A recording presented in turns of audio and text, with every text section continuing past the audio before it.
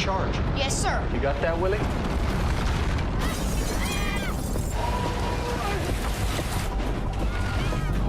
The hurricane is a beast.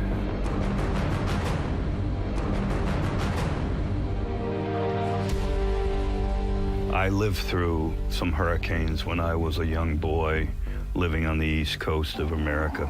To me, they felt like angry monsters.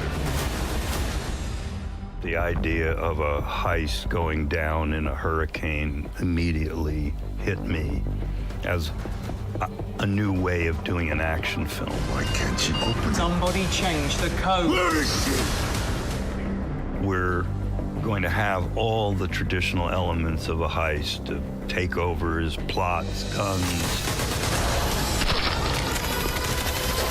But it all becomes different when the story is set within a vicious Category 5 hurricane.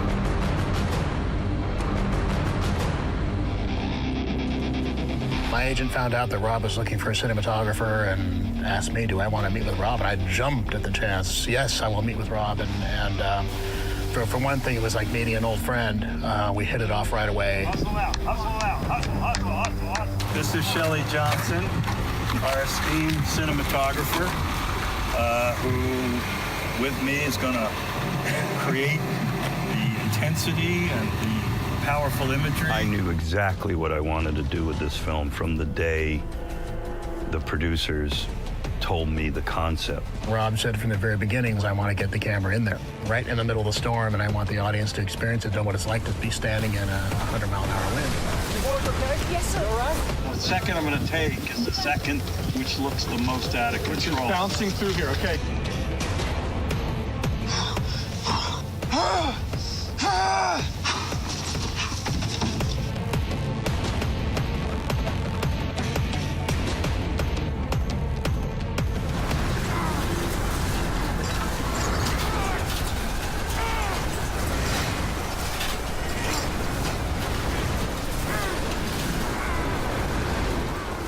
In the miniature, the house is going to get lifted up. We're going to cut inside. The dump's already going to be in process. So in this instance, it had to twist and fall off its foundations, which caused the front to collapse and the back to go up slightly, which made the rationale for the wind getting under the structure and blowing it up on its front, really, and getting under all the tiles, so all the tiles flew off.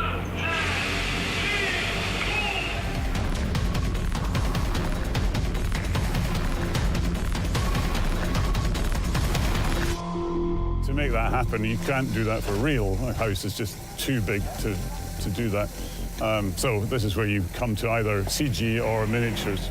Here is a model of what the town of Gulfport is going to look like. We've lined the walls with their storyboards.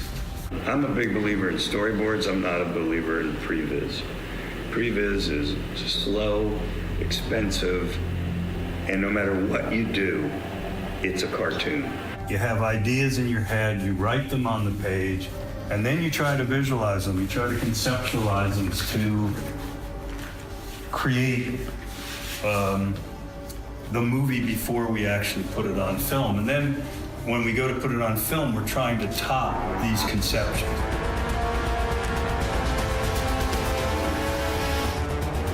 The fact that we got to be in Bulgaria and the level of skill from the Bulgarian crew blended so well with the American team members that he had brought with him, that Rob had brought with him. We had a great Sofia crew. I think it's kind of great to be in Bulgaria, to be far away and like really focused, you know? It left you with a very rich environment, which is this enormous storm and this enormous heist, you know?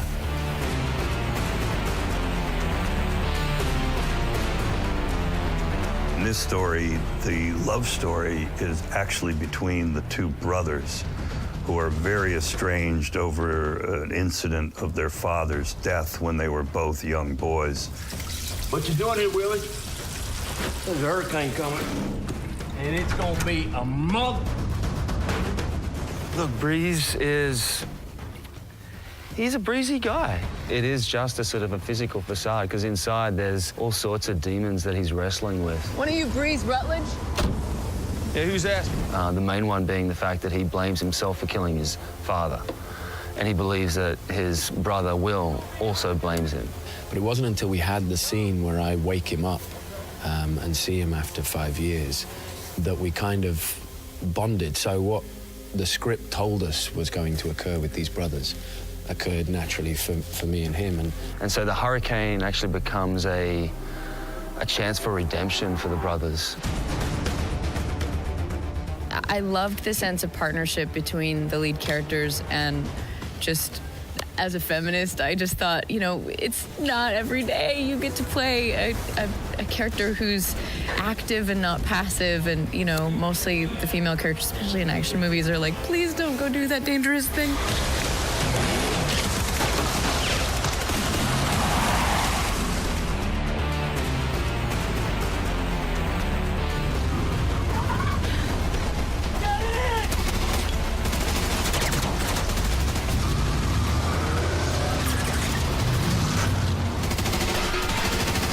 Well, I wanted the Dominator, and then I was looking at, like, illustrations of tanks, of military tanks of the future, and some of the designs for future tanks were really cool and promising, and I built off of that. I'd been sent picture after picture from Rob of what the Dominator was, but it was in drawing form. And when I turned up and saw it and then drove it is phenomenal. In the end, we created this design of a very large vehicle, a real monster of a car, and it is a character in the film.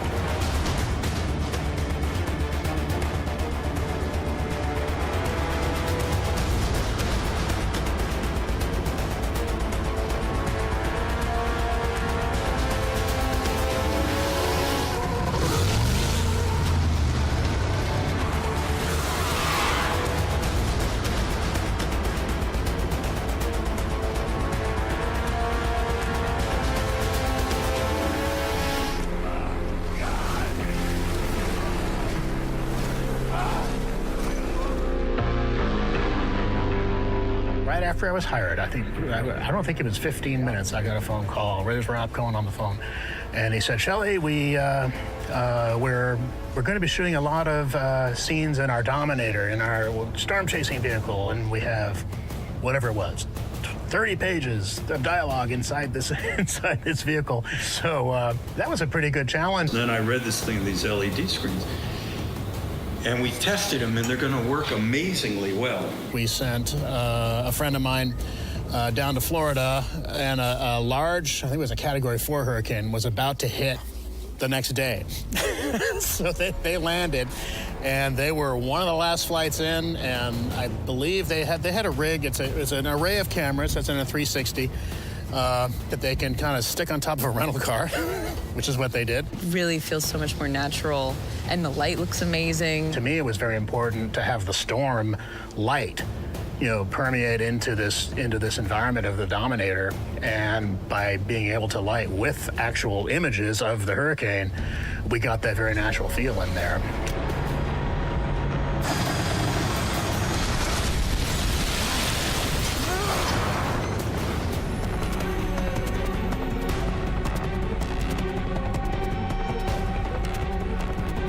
I had this idea that if we could rig the stunts carefully enough, Toby and Ryan were real go-for-it guys. I talked to him about it. I said, if we can prove to you that we can keep you safe, are you willing to do these things? Rob had said this is going to be incredibly physically draining. It's so much easier when you say you get out of your car and you're almost blown over, and you create a situation on set where you make that happen. So if he gets out of the car and he doesn't protect himself, he will be blown over.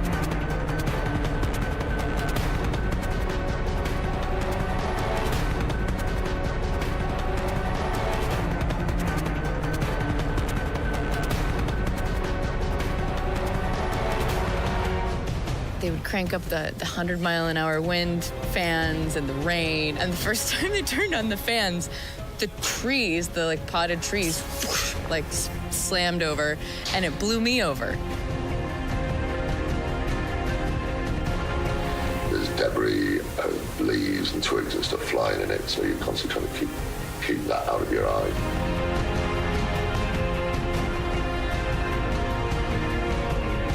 Doing that shouting over hurricane wind, and every time you opened when I opened my mouth, when we would shout up, your mouth would fill with water. I mean, it was hard, man.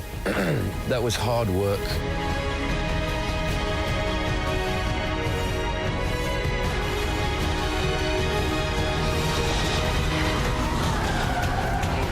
I loved that Rob wove in some moments of real responsibility, frankly, with climate change. I feel that people who deny climate change are like troglodytes. You know, they still live in caves. And as Toby Kebbell, our meteorologist in the movie, says, as the oceans warm through global warming, there is man-made climate change.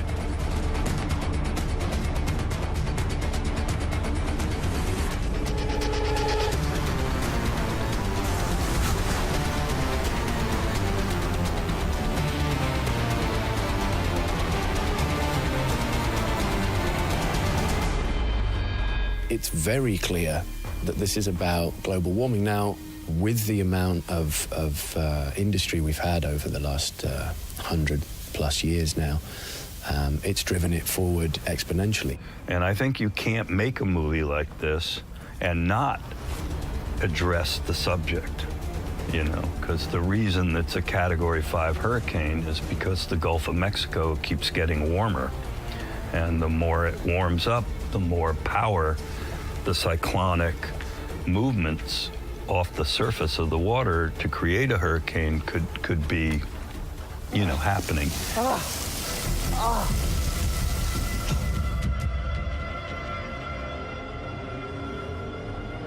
The flood scene was an interesting technical challenge because, like everything else in the film, I wanted it to be in camera.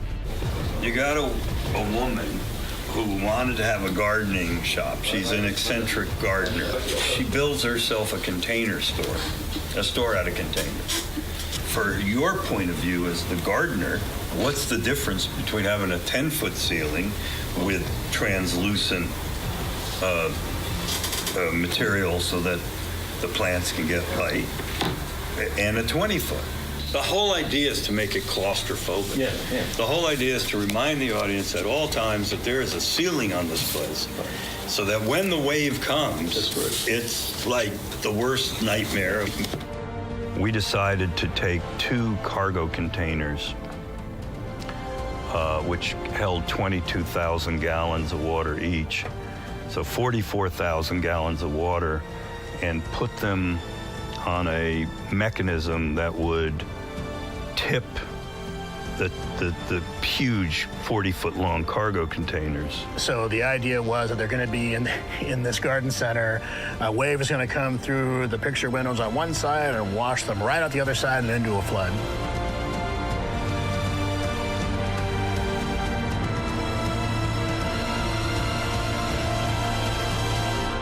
That's where we've got our cameras, you know, dunking in and out of the water. We're trying to keep the camera with the actor.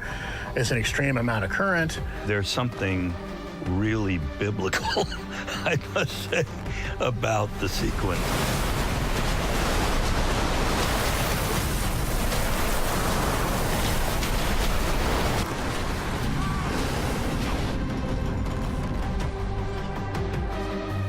I think what every film has in common is the real wanting to tell a great story. Ultimately, it comes down to, you know, framing and lighting one image in a viewfinder, and that's always the same. So our whole last sequence where they're chasing the trucks out through the eye of the hurricane, that's kind of our reinitiation, you know, reintroduction to warmer tones and what color looks like.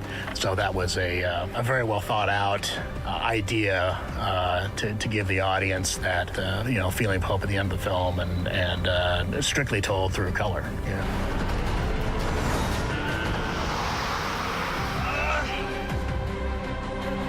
nice moment driving a 6x6 American Army truck along Sunny Beach at full speed was a lot of fun. And running up the street sets here in Gulfport with a P90 machine gun firing off. There was some moments here where you're so definitely questioning your own sanity. The truck scene and the whole eyewall chase was dangerous, but I think it was more dangerous for the actors than it was for us. The fact that the actors were so willing to do basically all of their own stunts actually made it very easy for us to shoot. There's a stunt where I drop down to grab my brother. I climb up the truck.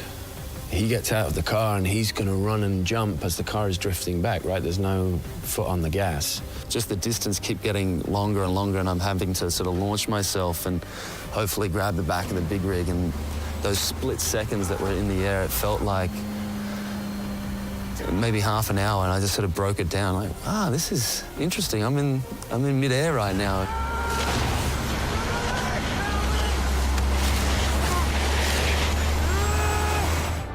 Look, you can do this over and over, but if you don't have a director like Rob or a camera crew headed up by Shelley, it doesn't get caught. Yeah, I think ultimately it's the relationships that you build. Like I think myself and Maggie have worked together before, but you know, it was lovely being able to work with Toby. Honestly, like the sense of teamwork, because you get, you know, like that kind of, you know, weeks and weeks of night shoots and weather, and you know, everybody becomes like one organism. Your first movie, right? First movie. All right. Well, it's all downhill from here. This is Breeze from Rutledge to Home Repair. Leave a message, and I probably won't get back to you. Very nice. Very nice. That now wraps our dear Ryan Quanten. We got some champagne for these two. If you combine the kind of charisma of the cast, the impact of the big sound, and the freshness of imagery, you have a shot. And I don't mean it's a formula that always works, but you have a shot at the big cinema-going audience. And of course, that's the one I always shoot for.